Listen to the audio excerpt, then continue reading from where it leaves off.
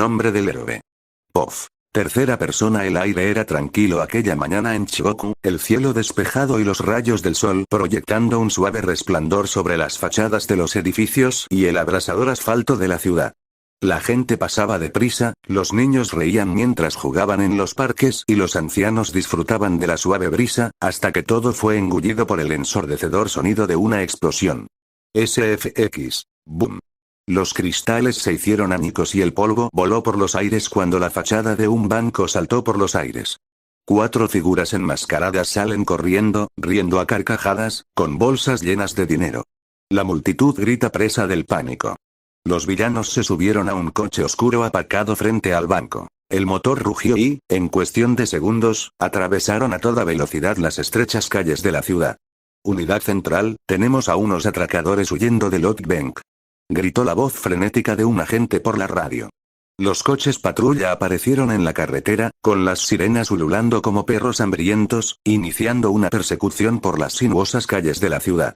El coche de los villanos se desvió por las intersecciones, chocando contra postes y cubos de basura, derribando todo lo que encontraba a su paso.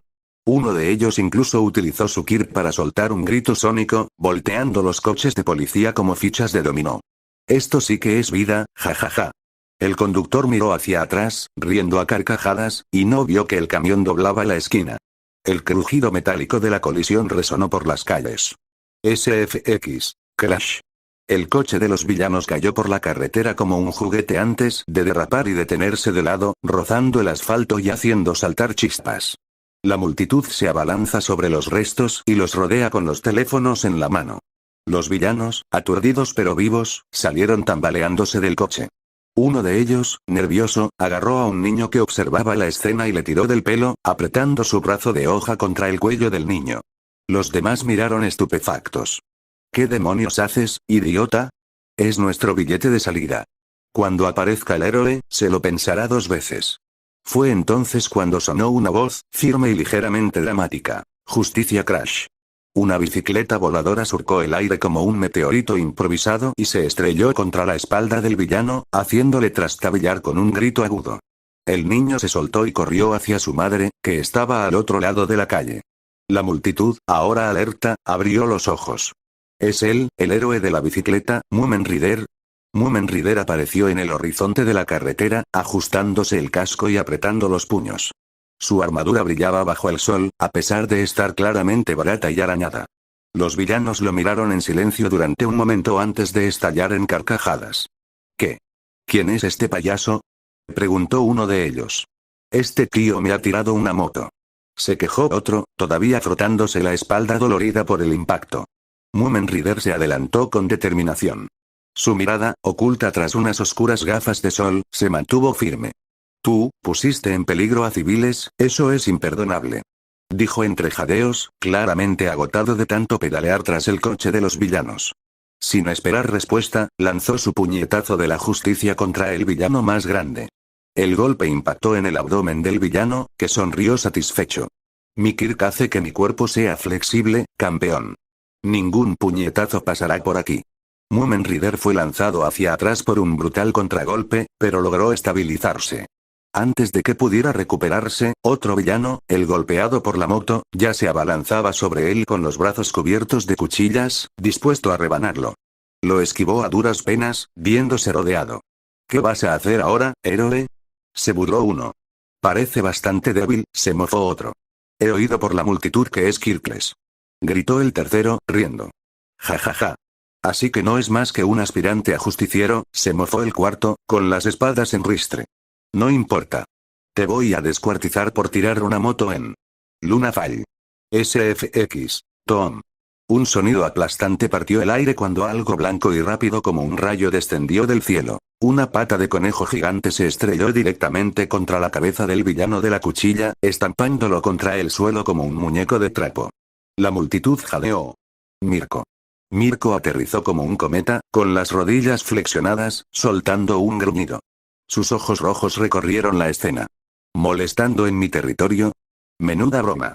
Los villanos apenas tuvieron tiempo de reaccionar antes de que ella girara en el aire con una devastadora patada giratoria.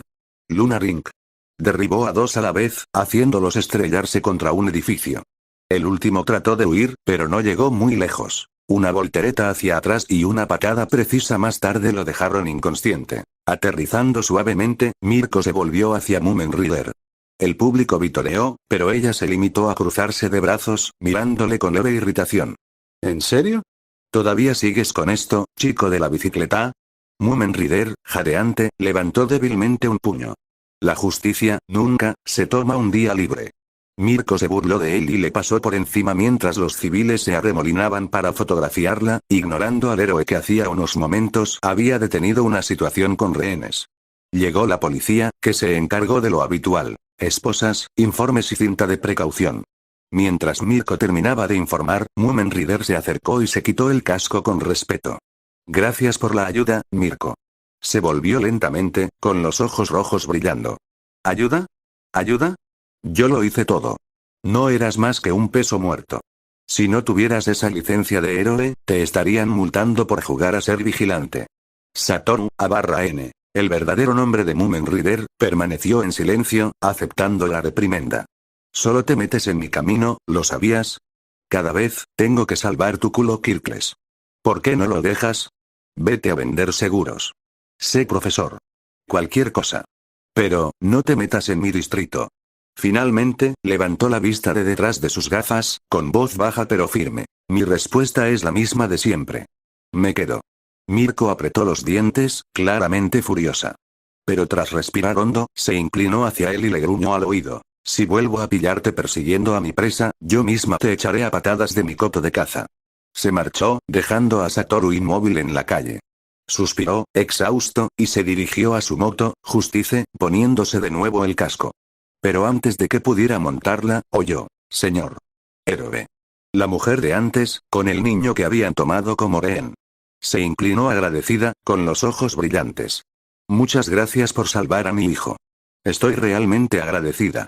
El chico también se inclinó, tímidamente. Gracias, hombre bicicleta. Satoru sonrió. No ha sido nada. Lo que haría cualquier héroe. Pof. Ryuji A/N. Finalmente algo de Ryuji Pof, mi cabeza seguía siendo un completo caos. No el tipo de caos bueno, el tranquilo, el que te permite reconstruir teorías con un café helado en la mano y rice cake durmiendo la siesta a tus pies, sino el ruidoso, abrumador e imposible de ignorar. Adrián me había dado tanta información que juraba que mi cerebro quería abandonar y huir al campo. Regentes. Reinicios. Un enemigo ridículamente poderoso que me mataba llamado Gamit, que sonaba más como el nombre de alguna droga de prescripción dura. Y, por supuesto, el hecho de que todos fuéramos marionetas en el reality show de unos dioses mientras ellos estaban sentados sin nada mejor que hacer, fantástico. Resulta que el mundo está dirigido por guionistas borrachos con un fetiche por el sufrimiento existencial. Todo saldrá bien en la reunión con Lucifer, murmuré para mis adentros, tratando de ordenar mis pensamientos mientras caminaba. Le había pedido a Lucifer que la organizara porque necesitaba a todas mis creaciones en una sala para explicarles lo que estaba ocurriendo y cómo seguiríamos adelante. Todos estarían allí, bueno, excepto Satoru. El tipo estaba en una misión especial, ocupado con, quién sabe, probablemente rescatando gatitos atrapados en árboles o algo así.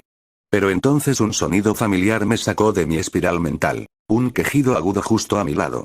¿Pastel de arroz? La pequeña bola de pelusa blanca me miró con los ojos más dramáticos del universo. Literalmente parecía como si hubiera cometido un crimen de guerra contra ella. SFX. Roll. Ah, cierto. Su estómago había decidido poner la banda sonora apocalíptica. Observé cómo se tiraba teatralmente al suelo como si estuviera a punto de morir de hambre. Relájate, tengo bocadillos para ti en la bolsa. Espera. Miré mi mano. Vacía. Completamente. Ni bolsa, ni comida, solo el peso aplastante de la decepción y el silencio juzgándome. Maravilloso. El recuerdo me golpeó como una bofetada de realidad. Se lo había dejado todo a José y en el mercado cuando salí corriendo tras Adrián. Todo. Hasta el último céntimo de aquella misión de supermercado bien invertido, perdido en el vacío.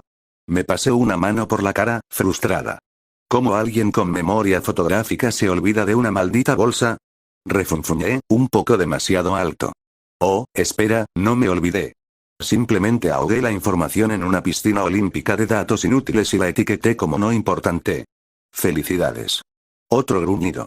Otro gemido. Suspiré aún más hondo. Rice Cake me miró con los ojos más lastimeros del planeta. Bien. Bien. Emergencia alimentaria. Justifica doblegar los principios. Un aura dorada parpadeó alrededor de mi mano, y una bolsa idéntica se materializó, completa con todos los mismos artículos que había comprado. Realmente odio hacer esto, murmuré, sacando una golosina. Le quita todo el sentido a comprar cosas con sudor, sangre y largas colas. Pero da igual. Tú ganas, bola de pelusa. Rice Cake lo devoró como si fuera su última comida, con los ojos brillantes y las migas volando como confeti. Estás sobreactuando para una bola de pelo que rechaza las croquetas, dije, pero con una pequeña sonrisa. Mocosa malcriada, caminamos un poco más hasta que la casa se hizo visible. Mi santuario de paz y griega. Bueno, tenía paz. Pero la escena que me esperaba en la puerta no era precisamente tranquilizadora. Josei estaba allí, hablando con mi madre. Se reían de algo que no pude oír, pero la sonrisa de Josei desapareció en cuanto me vio.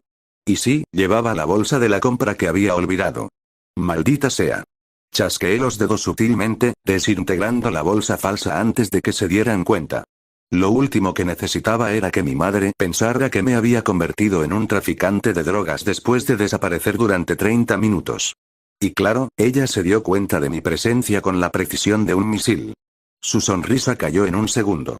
Ryuji Fujimoto, dijo en ese tono dulce pero mortal. ¿Dónde estabas? Se me secó la garganta. Y, tuvo que marcharse, interrumpió Josei, con voz temblorosa pero firme. Un amigo necesitaba ayuda urgente. Me dejó la compra en la tienda y salió corriendo. Mi madre me miró arqueando una ceja. ¿Verdad? Asentí con cara de sí, ¿qué se le va a hacer? No deberías dejar que otros se ocupen de tus responsabilidades, Ryuji. Tienes obligaciones, cariño. Bajé la cabeza, respirando hondo. Odiaba decepcionarla. Aunque, técnicamente, yo era una entidad con el poder de desintegrar planetas estornudando. Lo sé, mamá, lo siento. No volverá a ocurrir. Suspiró, pero sonrió. De esas que dicen, algún día me darás un infarto, pero te quiero. Josei me miró de reojo, tímida. Sus dedos agarraron el asa de la bolsa como si fuera un escudo. Su expresión oscilaba entre el alivio, la vergüenza y algo extraño. Bueno, no iba a leerle la mente para averiguarlo, por cuestiones de privacidad y todo eso. Pero algo me decía que le debía un agradecimiento más tarde. Tal vez un buen regalo. O una conversación de verdad. ¿Quién sabe? Pof. Izuku Midoriya, mis ojos estaban prácticamente pidiendo gotas para los ojos, secos y pesados, después de una noche entera enterrada en informes, simulaciones y estadísticas. El festival deportivo había sido un campo de minas, pero también una auténtica mina de oro para la recopilación de datos. Técnicas, patrones de movimiento, defectos, información pura y dura para mí. La gente seguía pululando por el distrito comercial, pero me metí por un callejón más tranquilo, uno de los pocos que aún mantenía ese silencio casi terapéutico. Dejé escapar un sonoro bostezo al abrir el candado de mi almacén alquilado, que, desde fuera, parecía un taller de reparaciones más. Y, sinceramente, esa era exactamente la impresión que yo quería.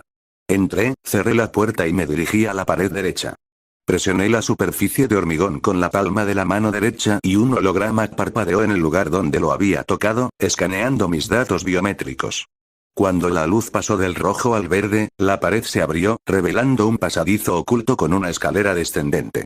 Suspiré y empecé a bajar, murmurando para mis adentros. Debería empezar a hacer caso a mi madre, acostarme antes no suena tan mal ahora. La planta baja estaba a oscuras, salvo por unas tenues luces del suelo que guiaban mis pasos.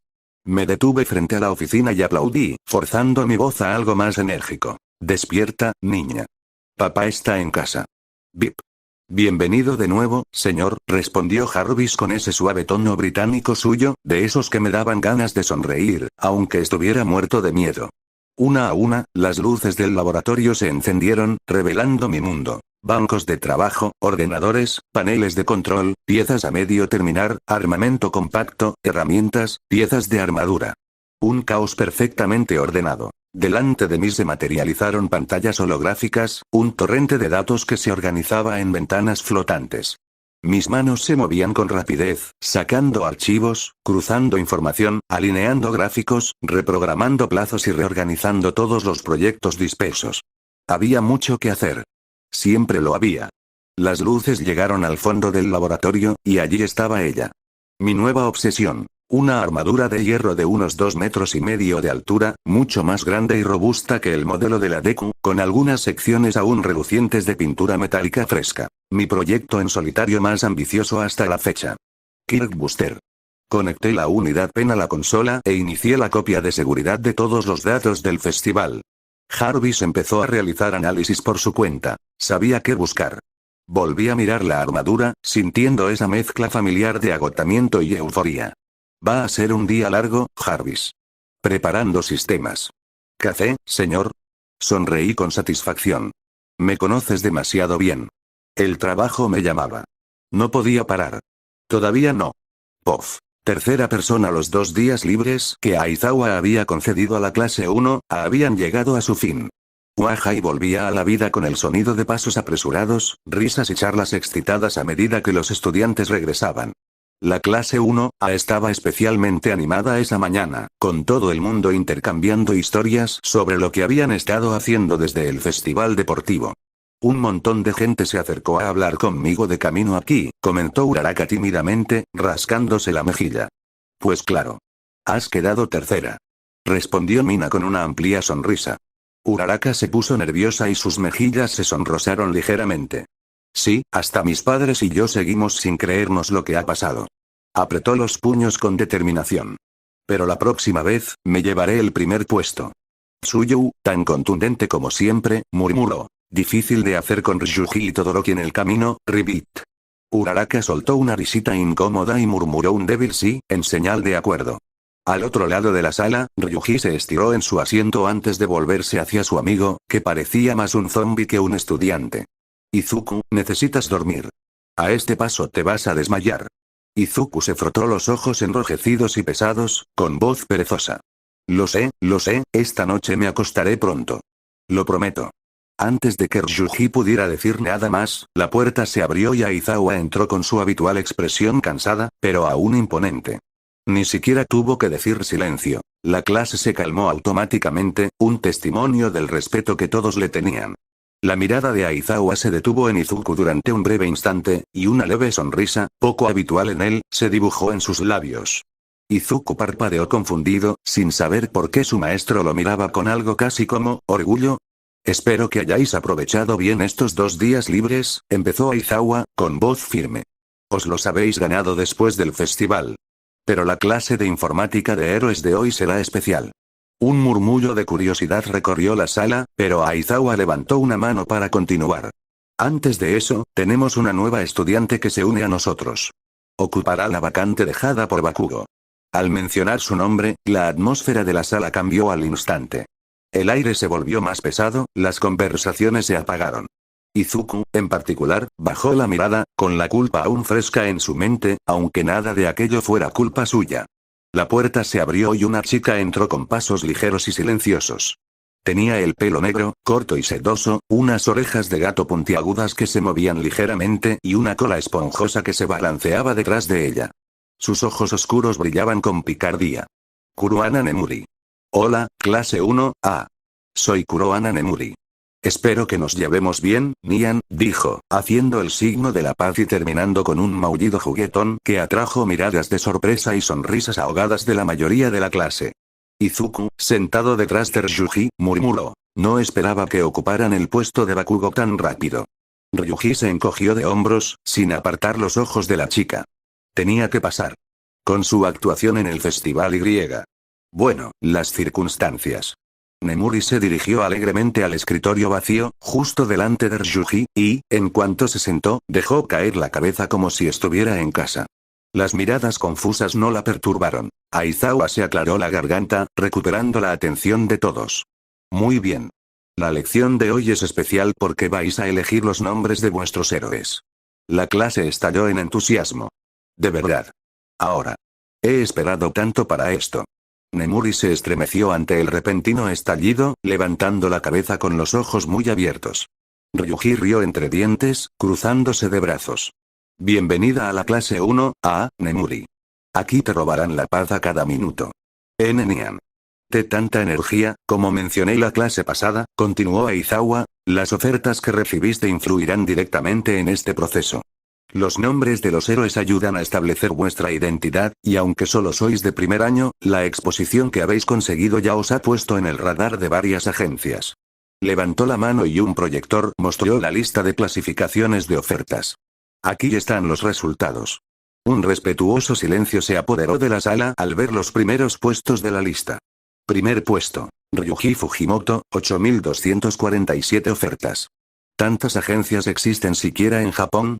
Susurró Hiro con incredulidad. La atención se centró entonces en el segundo puesto. Shoto Todoroki, con 4.123 ofertas. Le siguieron otros nombres, entre los que también destacaban Uraraka y Ida. Aizawa se cruzó de brazos, observando sus reacciones. No os preocupéis si no habéis recibido ninguna oferta. Todos seguiréis teniendo experiencia laboral. Lo supervisaré personalmente. La sala se fue calmando poco a poco, pero las miradas seguían parpadeando hacia Ryuji, que se limitó a suspirar, apoyando la barbilla en la mano. Y ahora probablemente piensen que soy una especie de prodigio o algo así, murmuró con una sonrisa burlona. Pocos saben que no soy más que un rubio genérico parecido a un protagonista de anime con debilidad por la gelatina de café. Nemuri lo miró con curiosidad. ¿Gominola de café? Nian, eso es raro, fuera. Continuó Aizawa, con voz firme pero calmada, captando la atención de la clase. Como ya sabéis, tras enfrentaros al incidente de Usg, ya habéis entrado en el mundo real de los héroes. Pero presenciar de primera mano el día a día de un héroe profesional será aún más útil que cualquier entrenamiento. Y por eso necesitarás nombres en clave, pero elige bien, porque... Antes de que pudiera terminar, la puerta se abrió y, como si hubiera ensayado su entrada dramática, Midnight entró en la habitación con un chasquido de tacones y una sonrisa provocativa. Porque si eliges uno malo, dijo, terminando teatralmente la frase de Aizawa, será una completa pesadilla. La clase reaccionó con una mezcla de excitación y risas nerviosas. Midnight se apoyó en el pupitre y miró a los alumnos con su característica actitud burlona. Los nombres en clave no son solo apodos chulos. Son la imagen que presentaréis al mundo, la esencia que se convertirá en un símbolo de lo que sois como héroes, añadió, cruzándose de brazos. Aizawa se limitó a asentir, agachándose y sacando su fiel saco de dormir. Midnight supervisará esto. Aprovechad bien el tiempo. Recordad, nombres y naturalezas deben coincidir. Buena suerte. Y con eso, se metió en el saco como un gusano que se retira del mundo. La clase se llenó de entusiasmo. Los alumnos se apiñaron en grupos, barajando ideas, garabateando en tarjetas y probando combinaciones. Siguiendo la tradición, surgieron algunos nombres clásicos, hasta que solo quedaron 3 figuras en pie: Kurohana Nemuri, Izuku y Ryuji. Nemuri fue el primero en pasear perezosamente hacia el frente de la clase, como si cada paso fuera una batalla contra el agotamiento existencial de ser un adolescente felino en un mundo de expectativas. Vale, mi nombre de héroe es... Levantó su tarjeta con una mano mientras con la otra cubría un bostezo. Catwoman Nian. Hizo una pose, con las manos enroscadas como patas, guiñando un ojo con una sonrisa en forma de W. La clase estalló en risas y aplausos. Algunos incluso gritaron kawaii. Desde el fondo. Midnight se rió entre dientes. Interesante elección, yo hubiera apostado por Cargill. ¿Por qué no? Nemuri se encogió de hombros con la misma despreocupación con la que un gato aplasta algo de una mesa. Te miré y te imaginé vestida de gata, y entonces ¡bam!, inspiración. Pero ahora me da pereza pensar en otro, así que esto me vale, Nian. Midnight soltó una risita divertida, apreciando la sencillez directa de la chica. Nemuri volvió a su asiento e inmediatamente se acurrucó en su silla como un gato junto a una chimenea. El siguiente fue Izuku. A diferencia de Nemuri, caminaba con determinación. Sus ojos brillaban tras unas ojeras, prueba de las noches en vela dedicadas a proyectos y exámenes. Levantó su tarjeta con orgullo, y su sonrisa casi quebró la seriedad que intentaba mantener. Mi nombre en clave es, el héroe blindado, Deku. Declaró con energía. La clase prorrumpió en vítores. Caminar y gritó en señal de aprobación, y Zero silbó. Amigo, ese nombre es genial. Tiene toda la pinta de héroe tecnológico. Izuku miró a Ryuji, que se limitó a sonreír y a hacer un gesto silencioso con el pulgar en señal de apoyo. Midnight cruzó las piernas, evaluándolo. Me gusta. Técnico, directo e impactante. Tendrás que estar a la altura de ese título de héroe blindado, Deku. Izuku asintió con firmeza. Luego, fue el turno de Ryuji. Se levantó despacio y la sala se quedó en silencio casi por respeto. Era inevitable. El aura que portaba afectaba a todo el mundo. Sus pasos eran firmes, su presencia serena. Cuando llegó al frente, sus afilados ojos azules recorrieron los atentos rostros. Levantó su carta y su voz sonó cargada de significado. El guardián dorado del bien, Centinela. Se hizo un breve silencio en la sala.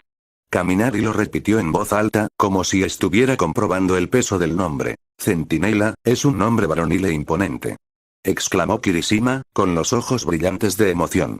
Realmente le queda bien, murmuró Izuku, estudiando la tarjeta con curiosidad, como si viera algo más profundo en ella. Midnight escrutó el nombre de la tarjeta. Es un nombre atrevido, tendrás que esforzarte mucho para estar a la altura, Centinela, dijo, terminando con una burlona lamida de labios. No te preocupes. Lo daré todo. Izuku sonrió, reconociendo en la elección de su amigo un significado mayor, algo que solo entenderían quienes lo conocían desde el principio. Para los demás, era un nombre poderoso. Para él, era más que eso, un símbolo de una promesa, de esperanza, y de un pasado demasiado pesado para un chico de 14 años con ojos que habían visto 40.